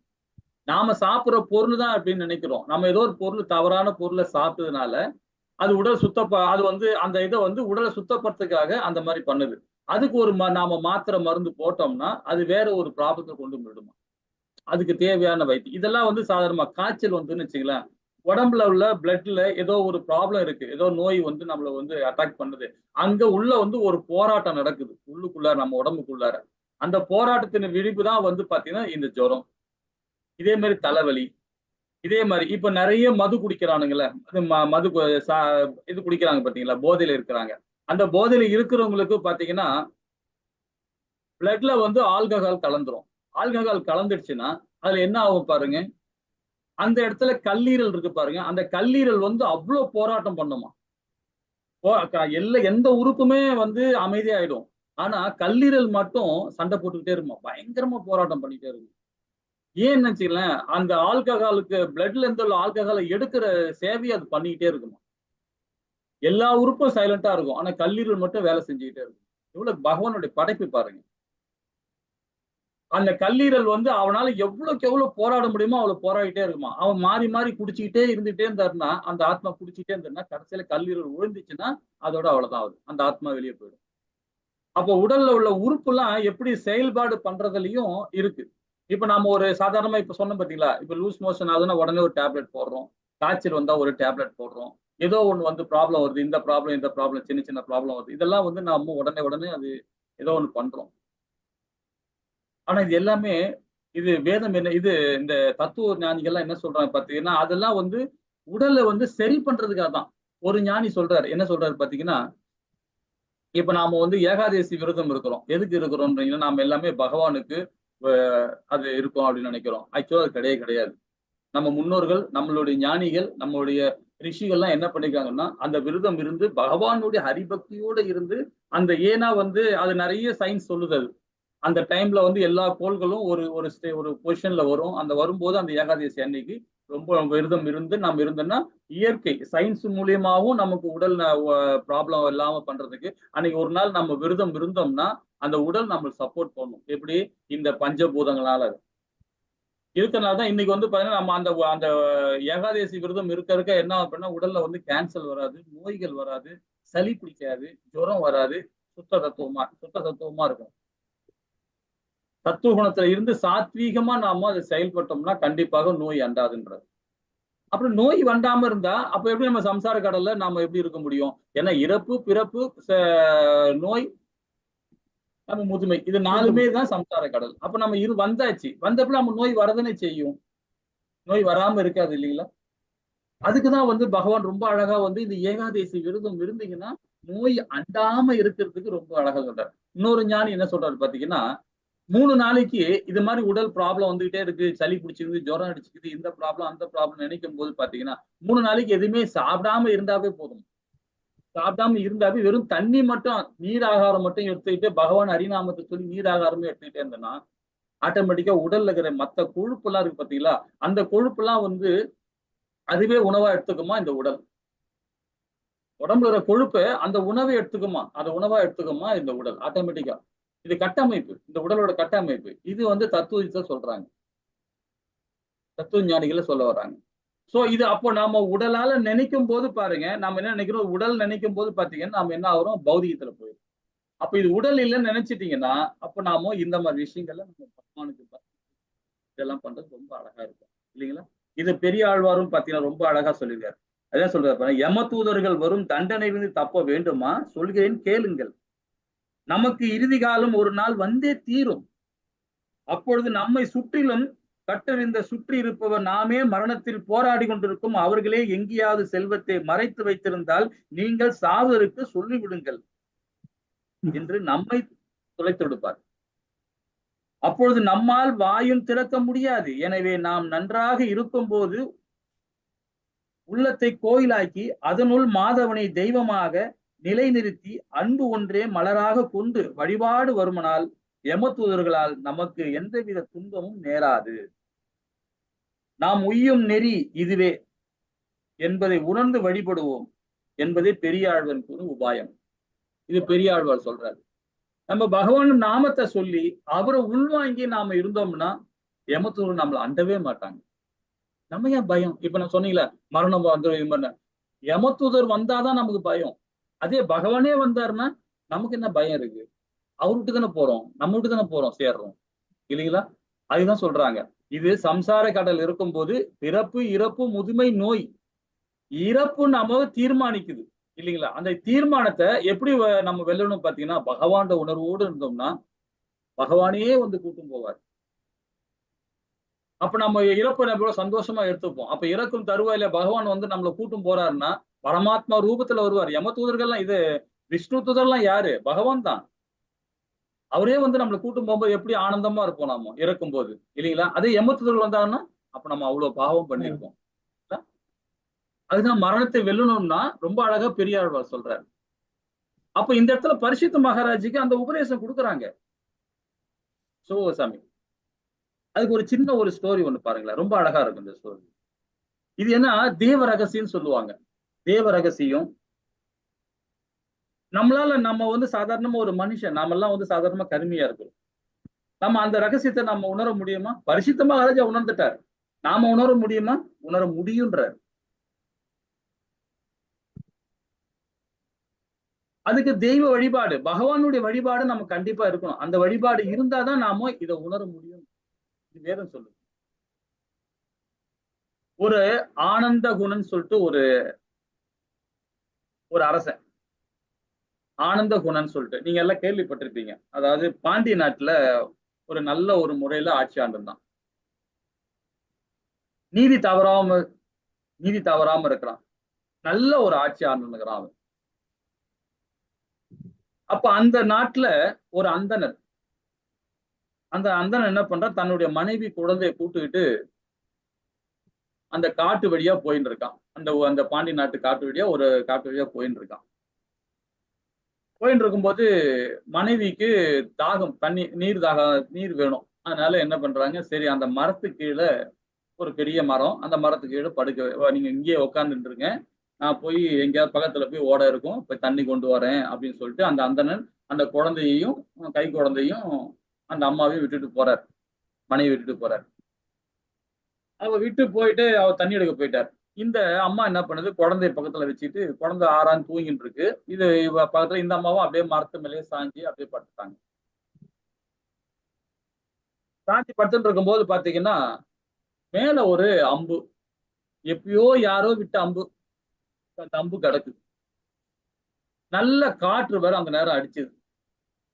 அது காற்று அடிச்சோன்னா அந்த அம்பு அங்க இருந்து வந்து நேரம் அந்த அம்மாவுடைய வயிற்றுல குத்திடுச்சு. குத்திட்டு அதே இடத்துல அந்த அம்மா இறந்தும் போச்சு. அப்போ இந்த இடத்துல அந்த அந்தணர் வரான், இந்த பிராமணன் வந்து பாக்குறான். பார்த்தா இங்க வந்து மனைவி ரத்த வெள்ளத்துல கிடக்குறாங்க, இறந்து கிடக்குறாங்க. ஆனா இதற்கு முன்னாடி தற்செயல ஒரு வேடம் வந்து அந்த சைட்ல வரான். அது பெரிய மரமா இருக்கிறதுனால சரி கொஞ்ச நேரம் கொஞ்சம் ஆர்ந்து தூங்குவோம் அப்படின்னு சொல்லிட்டு ரெஸ்ட் எடுப்போம்னு சொல்லிட்டு, அது பெரிய மரம் இன்னொரு சைட்ல அந்த சைடு பக்கத்துல ஏதோ ஒரு பக்கத்துல உட்காந்து கொஞ்சம் உட்காந்து இது பண்ணிட்டு இருக்கான், ரெஸ்ட் எடுத்துட்டு இருக்கான். இந்த அந்தரர் வந்து பார்த்தோன்னா மனைவி இந்த குளத்துல இருக்கிறாங்க, பார்த்த உடனே சுத்தி பாக்குறான். பார்த்தா அந்த இடத்துல அந்த வேடம் வந்து உட்காந்துக்கிட்டு இருக்கிறான். கையில வந்து பாத்தீங்கன்னா கச்சி இருக்கு, அந்த கச்சின கத்தி இருக்கு. இன்னொரு கையில அம்பு இதெல்லாம் வச்சுட்டு இருக்கான். அவன் ஒரு வேடம் இல்லையா, அவன் உட்காந்துருக்கான். அந்தரன் என்ன பண்ணிட்டான், இவன் தான் தன்னுடைய மனைவியை கொன்னுட்டான் அப்படின்னு இவன் ஒரு புரிதல் அடைஞ்சிடான். உடனே போய் அந்த அந்த வேடங்கிட்ட போய் கேட்கிறான், என் மனைவி இந்த மாதிரி நீ கொன்னுட்டியே அப்படின்னு சொல்றான். அவன் உடனே வேடம் சொல்றான், நான் கொல்லல, நான் இப்பதான் தச்சையில இருந்து உட்காந்து, எனக்கு என்னன்னு தெரியாது, அங்க இருக்கிறது எனக்கு தெரியாது அப்படின்னு. ஒரு சின்ன கை குழந்தை இருக்கு, எனக்கு இந்த மாதிரி பண்ணிட்டே அந்தனை வந்து சாபம் விடுறான். உடனே அவன சொல்றான், இந்த பாண்டிய மன்னன் எவ்வளவு சிறப்பா ஆட்சி ஆள்றார், இப்படிப்பட்ட ஆட்சி நடக்கிற நாட்டுல இந்த மாதிரி ஒரு இது பண்ணிட்டியே, மகாபாவம் பண்ணிட்டியே, நல்லா இருப்பியா அப்படின்னு சொல்லி சாபெல்லாம் விடுறான் அந்த. ஐயா நான் அது மாதிரி செய்யவே இல்லை, நான் வந்து ரொம்ப இதா இருக்கேன்னு சொல்லிட்டு ஓரமா உட்கார்ந்தேன், இப்ப நீங்க அங்க இருக்கிறது எனக்கு தெரியாது அப்படின்னு சொல்லிட்டு கத்துறான் சொல்றான். அவனு என்ன உடனே சொல்றான், நீ வா, நான் மகாராஜா கிட்ட வா, உன்னை கூட்டு போறேன். அவன் சத்தியம் வேற பண்றான் மகாராஜா, நான் உன்னை மகாராஜா கூட்டுனே போவான் வா அப்படின்னு சொல்லி சத்தியம் பண்றான். உடனே வேடன் என்ன பண்றான், சரி என் மேல தவறு இல்லை நான் வரேன் அப்படின்னு அவனும் சொல்றான். ஏன்னா அந்த நாட்டு மக்கள் எல்லாருமே வந்து அந்த அவ்வளோ மன்னரை வந்து ஆட்சி கொடுக்குறாரு, அதனால எல்லாருமே ஒழுக்கமா இருக்கிறாங்க. ஆனா வேடன் சொன்னா அங்க இருந்து, யோ நான் பண்ணலையா அப்படின்னு சொல்லிட்டு அவனை கொலை பண்ணிட்டு போயிடலாம். ஆனா இருந்தாலும் வேடன் என்ன பண்றான், நான் தவறு பண்ணல, இருந்தாலும் மன்னர் வந்து ஒரு சாத்வீகமா அவர் ஆட்சி கொடுக்குறார், அதனால நான் கண்டிப்பா அவர்கிட்ட நான் சொன்னா அவர் புரிஞ்சுப்பாருன்னு சொல்லிட்டு இவனை என்ன பண்றான், வேடன் என்ன பண்றான், கூட கலைஞ்சு போறான். அந்த மனைவியை தூக்கி தோல் மேல போட்டுக்கிட்டு குழந்தை தூக்கி இடுப்புல வச்சுன்னு போறான். வேடனும் கூட போறார். ஒரு அரசவையில போய் சொல்றாரு இந்த மாதிரி, அவர் அரசரை பத்தி இந்த வேடன் சொல்றான், அந்த அரசவின் தன் மனைவியின் உடலை கிடைக்கிறான். பிறகு அவன் வேடமான முன் நிறுத்தி அரசனை பார்த்து, மன்னவா, புகழ்மிக்க செல்வனே, செங்கோலனே, எப்பொழுது பகையை வென்று வெற்றி வெல்பவனே, உனது நாட்டில் நீ உறங்கினாலும் உன் ஆணை உலகெங்கும் அறம் விடாமல் காக்கும் என்று சொல்வார்களே, அத்தகைய ஆணை இந்த கொடியவன் இந்த கொலையை ஏன் தடுக்கவில்லை என்று அழுது முறையிட்டான் சொல்லப்படும். இவ்வளவு அழகா ஆட்சி ஆள்றீங்களே, இந்த மாதிரி ஒரு பாவம் நடந்துச்சு, மகா பாவம் நடந்துச்சு, என் மனைவியை கொண்டுட்டானே, ஏன் தடுக்கல நீங்கன்னு யாருக்கு முறையிடுறான் பாருங்க, மன்னனை முறையிடுறான். இங்க யாருக்குனவே சாபம் விட்டான் அந்தனை, அவனை சாபம் விட்டு பூச்சி இழுத்துன்னு வரான், அவனை அறங்காத்து வரான் வேடன். இந்த இடத்துல மன்னரையும் சாபம் விடுறான். ஆனா அது உரிமை இருக்கு, எல்லாருக்கும் உரிமை இருக்கு. அவனுக்கு அந்த அந்த துக்கம் வந்த உடனே அவனோட எமோஷன் ஆகி அந்த மாதிரி பண்ணிருக்கிறார். உடனே ஒண்ணும் புரியல. உடனே வேடனை மன்னர் கூப்பிடுறாரு. மன்னர் கூப்பிட்டு சொல்றார், அடே வேடா, நானு 5 விதமான அறம் காத்து நான் இந்த ஆட்சி ஆள்றேன், நீ எப்படி இந்த மாதிரி முறை தவறி இந்த மாதிரி பண்ணிட்டியே அப்படின்னு கேக்குறாரு. சரி, உடனே வந்து மன்னர் என்ன பண்றாரு, அவனை கொஞ்சம் விசாரிங்க அப்படின்னு சொல்லிட்டு அமைச்சரிட சொல்றாரு. அவன் அப்பவும் சொல்றான், நான் தவறு பண்ணல, இல்லமண்ணா நான் தவறு பண்ணல, நான் அப்பதான் ஜஸ்ட் வந்தேன், வந்து உட்காந்தேன், இவங்க வந்து எனக்கு சொன்னாரு, இந்த மாதிரி வந்து பார்த்தேன், நானே பார்த்து ரொம்ப இது பண்ணேன் அப்படின்னு. ஆனா அவனுடைய பதற்றம் இருக்கு. ஆனா வேடன் கிட்ட அந்த பதற்றம், இந்த பழி நம்ம மேல வந்துருமான்ற ஒரு பதற்றம், அதை மன்னர் உன்னிப்பா கவனிக்கிறார். பார்த்துட்டு, சரி இது ஏதோ ஒரு தவறு நடந்திருக்குது, அது என்னன்றது கண்டுபிடிப்போம். சரி, மன்னர்கிட்ட அமைச்சர்கிட்ட சொல்றார், அந்த வேடனை கொண்டு போய் விசாரிங்க அப்படின்னு.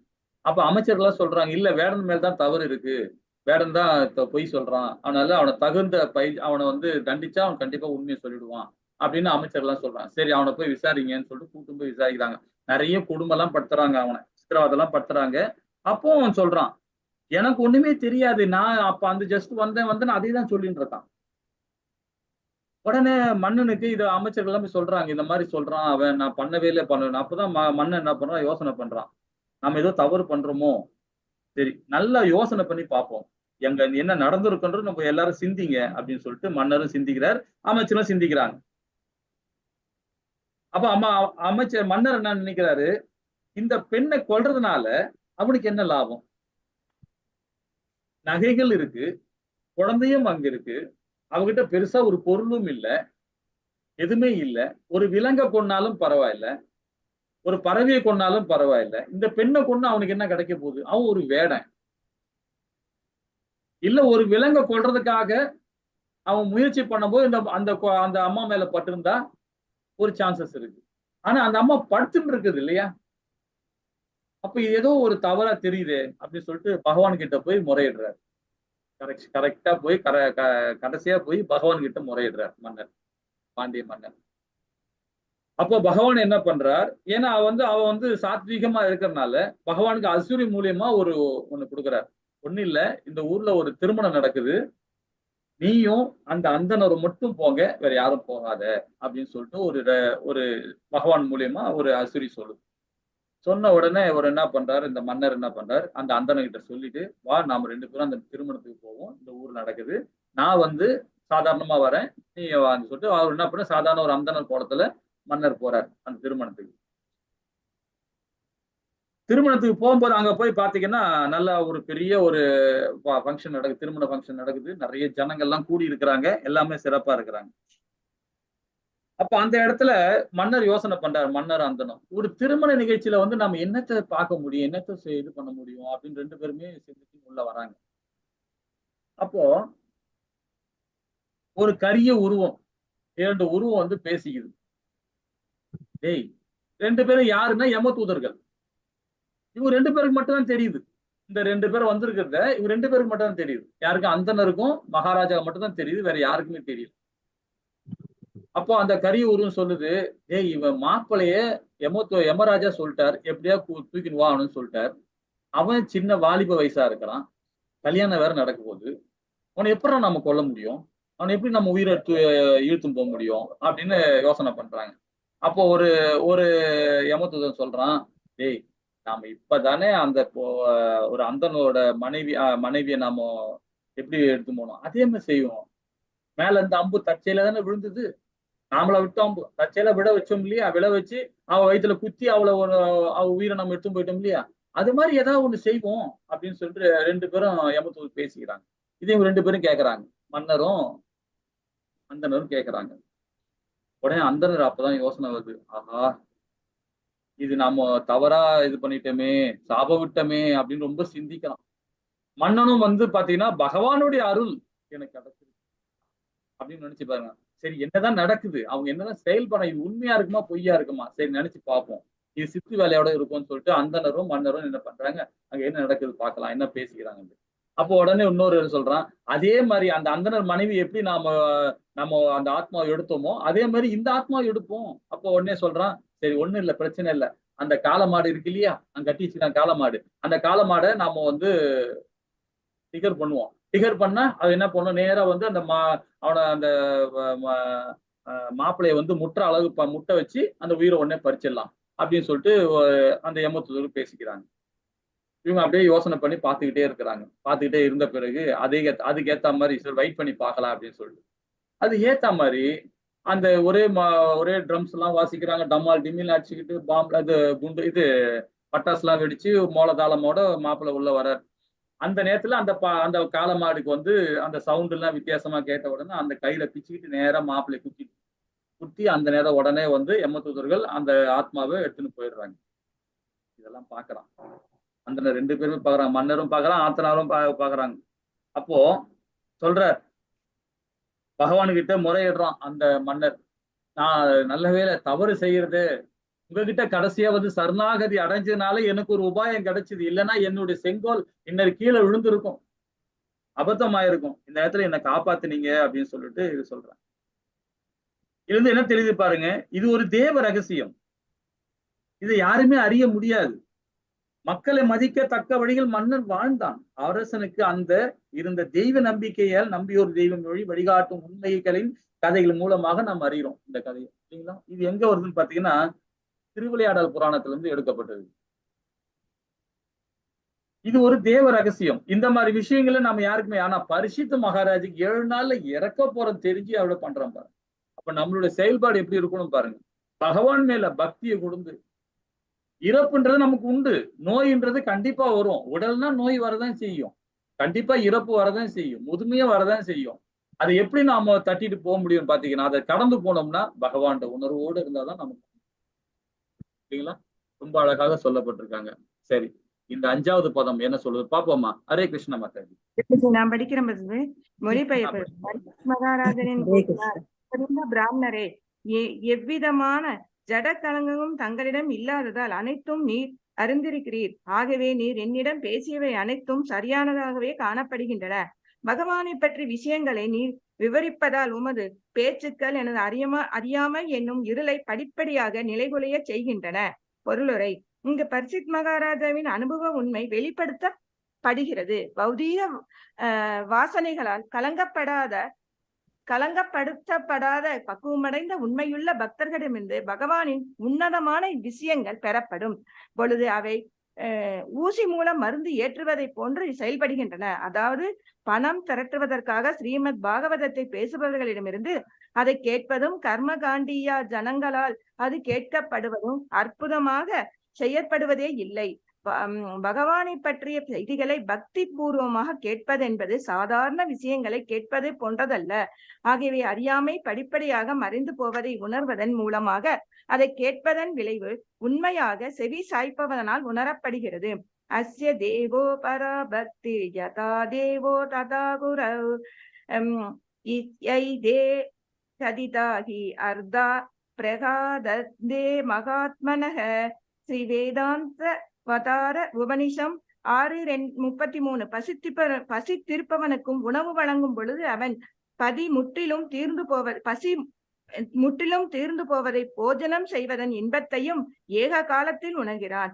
இவ்வாறாகத்தான் உண்மையாகவே உணவு வழங்கப்பட்டதா இல்லையா என்று அவன் கேட்க வேண்டிய அவசியம் இல்லை. ஸ்ரீமத் பாகவதத்தை கேட்பதால் ஒருவன் ஞான ஒளி பெற வேண்டும். இதுவே அதன் பலனாகும். ஹரே கிருஷ்ணா பிரபுஜி. ஹரே கிருஷ்ணா. ஹரே கிருஷ்ணா மாதாஜி. ஹரே கிருஷ்ணா. இப்போ இந்த படத்துல பாருங்க, பலி மகாராஜா போல உன் தலை மீது என் காலை வைக்க நீ ஒத்துக்கொள்வாயா? நாம ஒத்துப்போமா? ஹரே கிருஷ்ணா. இல்ல பிரபுஜி. நம்ம ஒத்துக்கிற மாட்டோம். ஒத்துக்க மாட்டோம் இல்லையா? ஆமாம், ஒத்துக்கொள்வதில்லை. ஆனா கண்டிப்பா ஒத்துக்கணும். ஏன்னா பலி மகாராஜா போல, அதாவது அவர் பகவான் வந்து அவர் தலையை வைக்கிறார் இல்லைங்களா? நாம எதுக்கு ஆத்ம நிவேதனம் பண்றோம்? ஆத்ம நிவேதனம் பண்றது என்ன காரணம்? சாராம்சம் என்ன? எப்படி ஏன் சரணாகதி அடைகிறோம்? சரணாகதி அடைகிறதுக்கு ஆத்ம நிவேதனம் பண்றோம். ஆத்ம நிவேதனம்க்கு என்ன பொருள்? பிரபுஜி, கடவுள் வச்சா ஒத்துக்குவாங்க, கடவுள் இல்லாம அடுத்தவங்க வச்சா ஒத்துக்க மாட்டாங்க. ஹரே கிருஷ்ணா பிரபுஜி. ஹரே கிருஷ்ணா. ஹரே கிருஷ்ணா. ஹரே கிருஷ்ணா. சொல்லுங்க மாதாஜி. என்கிட்ட எதுவுமே இல்ல, எல்லாமே நீ கொடுத்தது. என்னுடைய உடல் பொருள் ஆவி எல்லாமே வந்து உனக்கே சமர்ப்பிக்கிறேன். நீ எடுத்துக்கோ அப்படின்னு சொல்லிடுறாங்க. எடுத்துக்கோ அப்படின்னு சொல்றோம். எனக்கு எதுவுமே சொந்தம் இல்லை. கைய விரிச்சு காமிச்சிருவாங்க. ஹரே கிருஷ்ணா பிரபுஜி. ஹரே கிருஷ்ணா மாதாஜி. ஹரே கிருஷ்ணா. அப்போ பகவான் கிட்ட நாம சரணாகதி அடைஞ்சு நாம ஆத்ம நிவேதனம் பண்றோம். அப்போ பகவான் நம்ம தலையில கால வைக்கிறது, அது நம்ம ஏத்துக்கிறோம் இல்லைங்களா? ஆனா வேதம் என்ன சொல்லுதுன்னு பாத்தீங்கன்னா, இப்போ நீங்க நானு இப்ப எல்லாரும் நம்ம சுத்தி இருக்கோம், எல்லாருமே பகவானுடைய அம்சம்னு சொல்லுது. பகவானுடைய அம்சம், நம்ம எல்லாருமே பகவானுடைய அம்சம். இப்ப நம்ம அதுதான் 2-3 சின்ன சின்ன கதைகளை பார்த்தோம் இல்லைங்களா? நான் அப்படின்ற மாதிரி இருக்கும்போது பாத்தீங்கன்னா, அப்ப நாம வந்து நம்ம தனித்தத்துவமா தெரிய மாட்டோம், அந்த சம்சார கடலை தான் தெரியும். நான் இல்லை அப்படின்னு நினைச்சோம்னா கண்டிப்பாக யாரோட தலையை நம்ம யாருடைய காலத்துக்கு நம்ம தலைமையில வச்சுப்போம். இது அகம்பாவம் கிடையாது, இது அதுக்காக நம்ம கோழத்தனம் கிடையாது, இது தாழ்ந்துட்டோம் கிடையாது. நீங்க அந்த எழுத்தாப்புல கூட நீங்க பகவான நினைங்களேன், எதிரியா நினைக்காதீங்க, நண்பனா நினைக்காதீங்க, பகவான நினைச்சு பாருங்களேன். அவன் அவன் காலத்துக்கு நம்ம தலைமையில வச்சுப்போம். இதான் தத்துவம் உணர்த்துது. ஆத்ம நிவேதன்றது அதுதான். பகவான் கிட்ட மாட்ட சரணாகதி அடையணும் மாத்திரம் இல்ல, எல்லா ஜீவராசிகிட்டையும் நாம சரணாகதி நிலையில இருக்கணும். அப்ப தாழ்நிலையில தான் இருக்கணும். ஆனா இன்னொன்னு சொல்லுது வேதம், என்ன சொல்லுதுன்னு பாத்தீங்கன்னா, பகுத்து பாக்குற ஞானம் நம்ம கொடுத்துருக்கிறார் பகவான். இது நல்லதா இது கெட்டதா பகுத்து பாரு, பகுத்து பார்த்தாதான் நீ உணர முடியும்ன்றார். அது எப்படி உணரணும்னா சாத்வீகமா உணர்ந்து, சாத்வீகமாக அந்த கேள்வி கேளுந்து, சாத்வீகமாவே அது கரெக்டா இருக்கான்னு பாரு. அப்பதான் மத்தவங்ககிட்ட நீ பேசு அதை பத்தி அப்படின்னு ஒரு இடத்துல வேதம் சொல்லுது. ஆனா நாம என்ன பண்றோம், அதை தவறான வழியில நாம அதை பயன்படுத்துறோம். சில இடத்துல தவறான வழியில பயன்படுத்துறோம். அது அந்த மாதிரி பயன்படுத்தக்கூடாது. வேதத்தை அறிஞ்சு நாம இந்த தவறு செய்யறாங்கன்னு சுட்டி காட்டலாம், அது சுட்டி காட்டுறது தப்பு இல்லை. அப்ப நம்ம அதை சுட்டி காட்டாம இருந்தோம்னா நாம வந்து பாத்தீங்கன்னா, அப்ப எல்லாருமே நாம வந்து பகவான நினைக்கல, அப்ப நம்ம பௌதிகமா நினைக்கிறோம். ஒண்ணு இது வேதம் எதுக்கு சொல்ல வரேன்னு பாத்தீங்கன்னா, நம்ம பௌதிக கண்ணோட்டத்திலேயோ ஆன்மீக கண்ணோட்டத்துல பார்க்கும்போது எல்லாமே பகவானுடைய அம்சம் நினைக்கும் போது பாத்தீங்கன்னா, நாம எல்லாருடைய காலத்துக்கு தள்ள வச்சுக்கிட்டு நாம ரெடியா இருக்கணும். அதுக்காக எல்லா காலத்தையும் தலைமை வைக்க வேண்டாம், நாம தாழ்ந்து இருக்கணும்னு சொல்றோம். இது ஆத்ம தத்துவம். ஹரே கிருஷ்ணா பிரபு. சைத்தன்ய மகாபிரபு என்ன சொல்லியிருக்காருன்னா, பணிவா இருக்கணும், எந்த மரியாதையும் யாருகிட்ட இருந்து நம்ம எதிர்பார்க்காம எல்லாருக்கும் நம்ம மரியாதை கொடுக்க கத்துக்கிறணும். அதான் வந்து அதுன்னு சொல்லியிருக்கேன். உண்மையானது. ஹரிபோல் மாதாஜி, ஹரிபோல். தாழ்மையா அதை இருக்கணும். விட பணிவாகவும் மாதிரி உறுதியாகவும் இருக்கணும். உறுதியாக இருக்கும். பாகவத கிளாஸ்ல கூட மாதாஜி சொன்னாங்க, ஒரு மாதாஜி செருப்புல வந்து அடிச்சுக்குவாங்களாமா, சீமாத்தால் அடிச்சுக்கணும். தானுங்கிற அகங்காரம் நம்மளுக்கு வரக்கூடாதுங்கிறதுக்காக அதை வந்து அவங்க டெய்லி செய்வாங்க அப்படின்னு சொன்னாங்க. பிரபுஜி, ஹரே கிருஷ்ணா. ஹரே கிருஷ்ணா மாதாஜி. பகவான் வந்து அதாவது அதாவது பாத்தீங்கன்னா உத்தவர் கேட்பார். உத்தவர் கேட்கிறார், நீ ஏன் கோவில் வாசல்ல உட்காந்துக்கிட்டு வர பக்தர்கள்லாம் வந்து செருப்பெல்லாம் தொடச்சின்னு இருக்க அப்படின்னு கேட்கிறார். உடனே பகவான் சொல்றார், ரொம்ப அழகா சொல்றார்,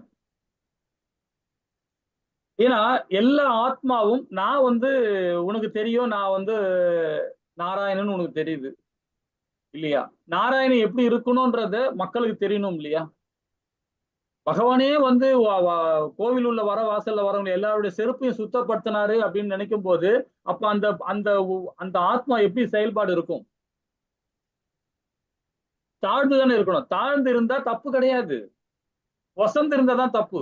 நான் அப்படின்ற மாதிரி இருந்தா நம்ம அந்த குணமாயா வந்துரும்.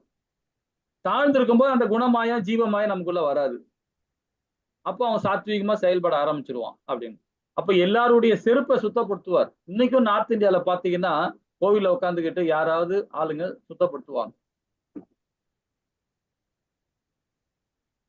ஒருத்தர் வந்து ஒரு செருப்பை தொடறாங்கன்னா பெரியவங்க தொடக்கூடாதுன்னு சொல்லுவாங்க. அதெல்லாம் தப்பு கிடையாது. யார் ஒண்ணா யார் செருப்பு தொடலாம், தொடக்கூடாதுன்னு சொல்லக்கூடாது. ஹரே ஹரே கிருஷ்ணா. கிருஷ்ணா பிரபுஜி. ஹரே கிருஷ்ணா. ஹரே கிருஷ்ணா. பஞ்சாப்ல இந்த கோல்டன் டெம்பிள்ல நம்ம ஜனாதிபதியே போய் செருப்பு தொடச்சாரு பனிஷ்மெண்ட். ஆமா, எல்லாரும் ஞாபகம் இருக்குன்னு நினைக்கிறது. ஹரே எவ்வளவு கிருஷ்ணா. எவ்வளவு பெரிய பதவியில இருந்தாரு.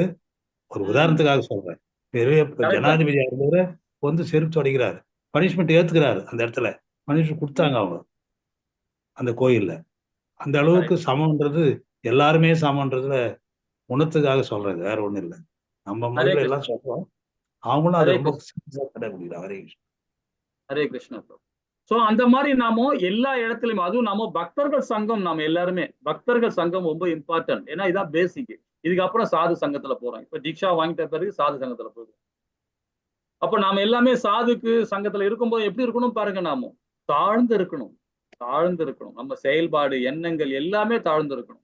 அப்ப அந்த அகம்பாவம் சொல்ல முடியாது மாதாஜி. பிரபுஜி, எத்தனையோ பேர் ரொம்ப படிச்சவங்களா இருந்தா கூட அமைதியா எந்த விதமான ஈகோவும் இல்லாம இருக்கிறவங்க இருக்காங்க. பிரபுஜி இருக்காங்க இருக்காங்க இருக்காங்க இருக்காங்க இருக்காங்க. இப்ப தீட்சா வாங்கணும் தான் இருக்க அன்பன் இல்ல. சோ பொதுவாவே பாத்தீங்கன்னா பகவானை மையப்படுத்தி செய்ய செயல ஆரம்பிச்சுட்டாவே போதும், அவங்க சாத்வீகம் ஆயிடுவாங்க.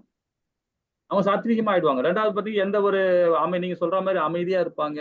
சரியா, அதாவது நமக்கு ஆச்சரியமா இருக்கும். அப்புறமா அவங்களுடைய டேலண்ட பார்க்கும்போது இவ்வளவு அமைதியா இருந்தாங்களே அப்படின்னு இருக்கும். அந்த மாதிரி எத்தனையோ பேர் இருக்காங்க.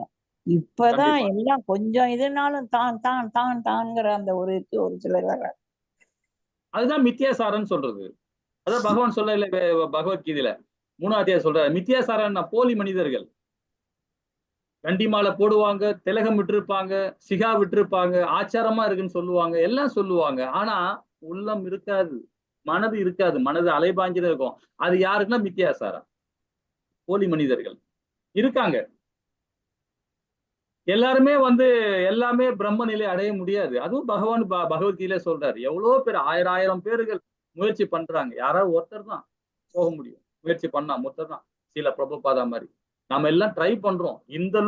இந்த வாழ்நாள்ல முத்தி கிடைக்குது, அடுத்த வாழ்நாளே முத்தி கிடைக்கும் அப்படின்றத நம்ம போராடுகிறோம். அதுதான் 6வது அத்தியாயத்துல நம்ம பகவான் சொல்றாரு. 43, 44 பகவான் என்ன சொல்றாரு பாருங்க. 6வது அத்தியாயத்துல என்ன சொல்றாரு? நீ சத்துவ குணத்துல செயல்பட்டீங்கன்னா இந்த வாழ்நாள்ல முத்தி கிடைக்காது, ஆனா அடுத்த ஜென்மத்துல கண்டிப்பா உனக்கு முத்தி கிடைக்கும்ன்ற. நீ பக்தி கொடுத்துக்கிட்டே இரு, இறக்கும் தருவாயிலேயே பக்தி கொடுத்துக்கிட்டே இரு. பக்தி கொடுத்தீங்கன்னா அடுத்த ஜென்மத்துல கண்டிப்பாக ஒரு நல்ல ஒரு குடும்பத்துல, ஒரு செல்வந்தர் குடும்பத்துல, ஒரு கல்வியாளர் குடும்பத்துல, ஒரு மகான் குடும்பத்தோட பிறக்க வைப்பார். பிறக்க வச்சது மாத்திரம் இல்லாம அங்க இருந்து பக்தியை கொடுக்கிறார். பிரகலத மகாராஜா மாதிரி பிறந்த குழந்தையிலிருந்தே பக்தி கொடுக்க ஆரம்பிச்சார். அப்போ அந்த வாழ்நாள்ல கண்டிப்பா பக்தி, ஜடபரதர் மாதிரி. சரிங்களா? ஹரே கிருஷ்ணா. இதோட இந்த கிளாஸ் நிறுத்திப்போம். நாளையில அடுத்த வாரம் 6வது ஸ்லோகம் பார்ப்போம். வாஞ்சே கல்பத்தராய கிருப சிந்தே வச பதனானாம் பாவனி வைஷ்ணவி जय श्री कृष्णा चैतन्य प्रभु नित्यानंद श्री अद्वैत गदाधर शिवासादि गौर भक्त वृंद की जय। हरे कृष्णा कृष्णा कृष्णा हरे हरे, हरे राम राम राम हरे हरे। ओम அடுத்த हरे வாரம் कृष्णा ஃபர்ஸ்ட் प्रभु जी, हरे कृष्णा प्रभु जी। हरे कृष्णा